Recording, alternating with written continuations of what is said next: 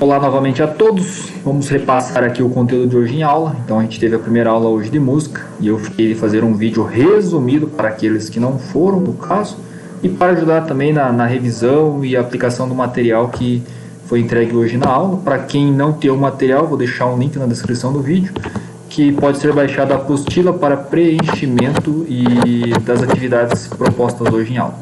Então hoje a gente viu alguns conceitos sobre música, o que é música. Eu expliquei que, na minha visão, este é um conceito muito simples, mas que eu entendo muito bem. Então, para mim, música, e se você encontrar, vai haver outras definições, é a arte de se expressar através do som. Quando a gente diz este conceito, a gente faz a seguinte pergunta: tá, e o que é som? Se a música é a arte de se expressar através do som.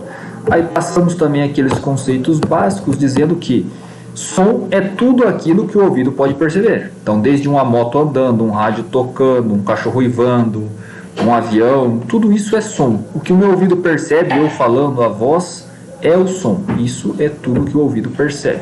O som, por sua vez, possui algumas propriedades. Então, a gente viu que possui altura. A altura não está relacionado a volume, a altura está relacionado a grave e agudo. Então mostramos algum exemplo que eu vou estar destacando aqui. Uma propriedade aguda, então, o cantar de um passarinho ele é bem agudo, isso está relacionado à altura. Ou ele pode ser grave, então temos de um som grave, então um gol representa um som grave. A gente viu também outra propriedade, que é a duração. A duração está relacionada ao tempo que o som está sendo emitido. Então, o motor de um carro fica horas, minutos fazendo aquele som. Ele está durando um tempo. Posso representar isso muito simples também através de uma palma curta ou uma palma mais cheia. Então, esse tempo tem a ver com essa duração, é o tempo em que o barulho ou que o som está sendo produzido. A intensidade também é uma propriedade do som, a terceira que a gente viu hoje. Ela está muito ligada ao volume. Então, quando o maestro está lá regendo, todo empolgado, ele tenta transmitir uma intensidade ou uma calma enquanto ele está regendo. Vamos ouvir um exemplo de uma música sendo tocada com intensidade.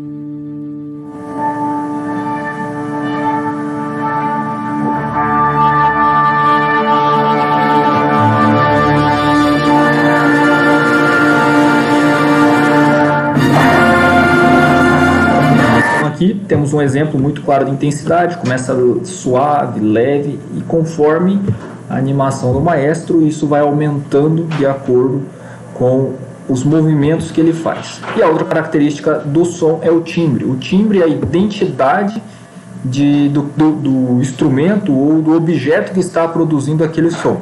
Então aqui a gente vai ver um timbre e, sem mesmo que você veja, você sabe qual é o instrumento. Aqui temos timbre de um violino, posição de corda. Então isso aqui é um timbre característico do violino, é o que identifica ele. Ou pode ser um timbre grave.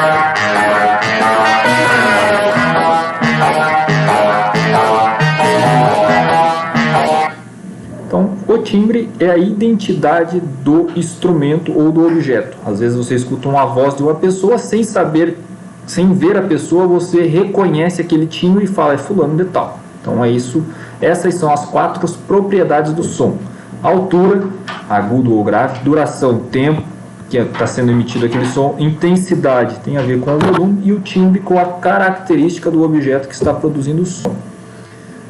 Agora a gente vai para os elementos da música. Então a música é a arte de se expressar através do som. A gente viu as características do som, as propriedades dele. Agora a gente vai ver os elementos que compõem a música, que são basicamente harmonia. Harmonia é aquele conjunto de notas tocado para fazer o acompanhamento de um solista. Então, quando o teclado está fazendo aquela base, ele está fazendo a harmonia. Na orquestra, enquanto tem alguns instrumentos solando, outros instrumentos estão fazendo a harmonia. Vamos perceber um exemplo aqui de harmonia.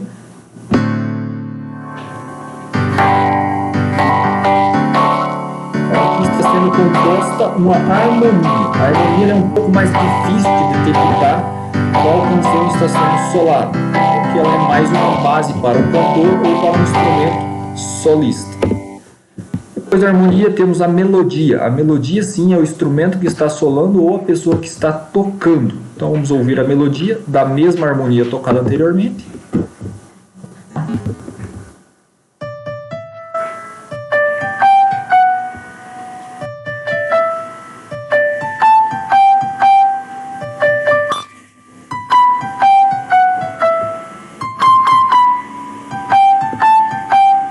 Juntando a melodia com a harmonia, eu preciso aplicar isso a um ritmo. Ele pode ser rápido, lento, pode ser um samba, pode ser um rock. Isso aí são ritmos musicais que vai determinar o andamento da música. Então aqui juntando harmonia e melodia fica muito mais interessante, muito mais bonito de ouvir-se uma música.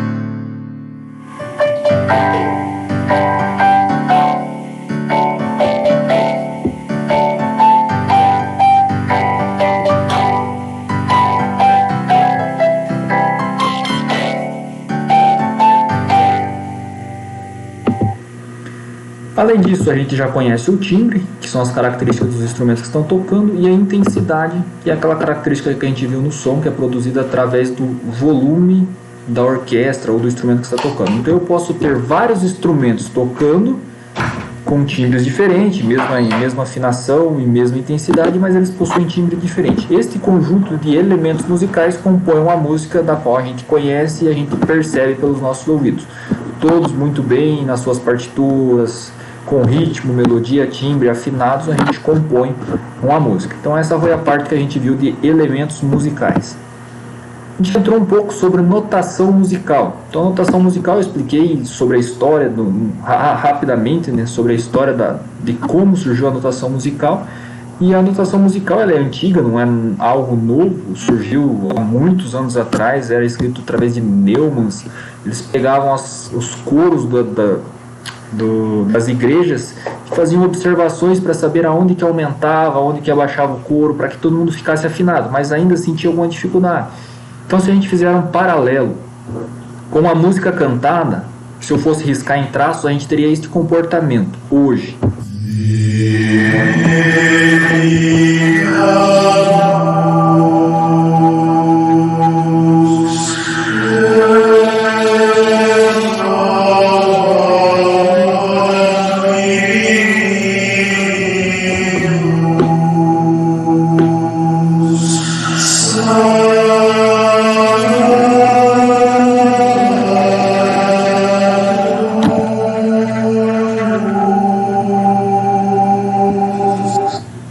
Esse conjunto de riscos feitos de acordo com o coro que é cantado, ele determina a altura de que aquela voz deve ser atingida, e isso era muito comum antigamente. Então, quando um maestro de um coro ia passar uma partitura nova, ele riscava, fazia traços, pontos, alguns símbolos para indicar aos cantores que aquela parte era mais alta e mais baixa. E ainda assim ele tinha dificuldade, um cantava um pouquinho mais alto, outro um pouquinho mais baixo, mas ele conseguiu perceber um padrão no comportamento das pontuações que eram. Então o que foi feito? Foi criado na época 4 linhas, chamada de tetragrama. Se a gente ouvir a mesma música, ela vai fazer um pouco mais de sentido nessas linhas dispostas em cima dos.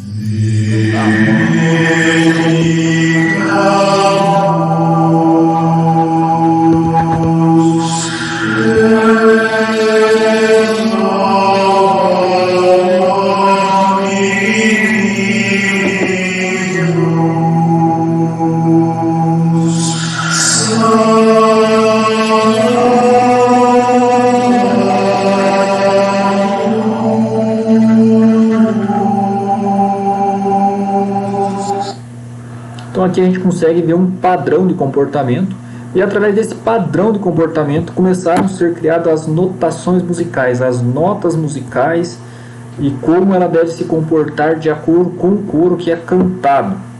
Então isso veio, na verdade, depois de algum tempo, foi criado por um maestro de um coro, e ele percebeu que de acordo com as iniciais de um coro que era tocado ou cantado, era a altura que se devia atingir.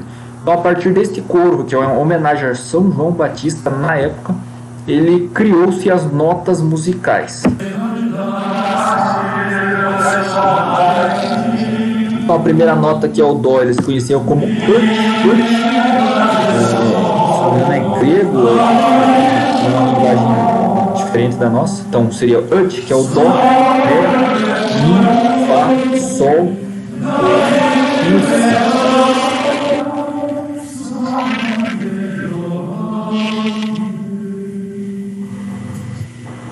Então as iniciais deste coro foram a base inicial para a composição das notas musicais. E aqui ele tinha então o coro, né, o que devia ser cantado, as letras do coro. Em cima ele fazia um tetragrama, eram 4 linhas, e ele pontuava nas linhas qual altura o coro deveria atingir. Então aqui eles sabiam que era médio, baixo, um pouco mais alto, e assim ele conseguia de forma mais rápida afinar o coro num ensaio mais curto. E assim tinha mais uma garantia de que todos estariam na mesma altura. Passou-se o tempo, então esse daqui seria uma referência, né, do coro cantado, juntamente com as notas que deveriam e alturas que deveriam ser atingidas pelos cantores. Seguindo este conceito, passou-se um pouco de evolução da história, e o ut, que era o Dó, passou a se chamar Dó. Então ficou Dó, Ré, Mi, Fá, Sol, Lá e Si. As notas musicais como a gente conhece hoje. Se eu falar elas no mesmo tom, fica Dó, Ré, Mi, Fá, Sol, Lá, Si. Porém, se eu começar a descrever ela em uma escala, ou em linhas, ou em posições diferentes, eu já consigo perceber uma diferença. Então eu falo Dó, Ré, Mi, Fá, Sol, Lá, Si. Então, essa disposição de nota, ela se refere a uma altura que deve ser atingida pelo cantor ou pelo instrumento que está sendo tocado. Trazendo isso para a nossa realidade, então a gente passou também uma questão de uma música que, comparada à primeira, teria uma analogia onde cada verso cantado é uma nota que se deve ser atingida, uma altura que se deve ser atingida. Então aqui eu vou passar essa música que a gente viu hoje, e é um exercício para a gente ver que existe uma analogia e é muito próximo do que era feito na época. Um dia, lindo dia, de luz ouro e pó, e assim que eu chamo ali, é fácil decorar, só o nosso astro vem, lá é bem longe daqui, se ensina a condição, depois disso vem o Dó, Ré, Mi, Fá, Sol, Lá, Si, Dó, Si, Lá, Sol, Fá, Mi, Ré, Dó, Sol, Dó.